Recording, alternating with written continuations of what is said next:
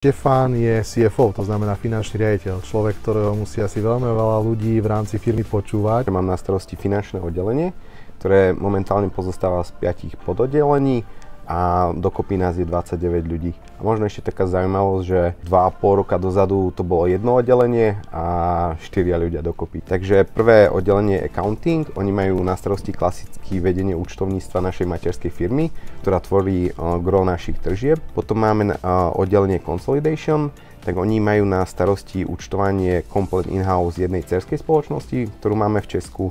No a potom máme 3 ďalšie dcérske spoločnosti, kde máme už outsourcované účtovníctvo. Tam nám to dávalo zmysel, čiže oni majú na starosti výber danej účtovnej firmy, zber dát od nich a podobne.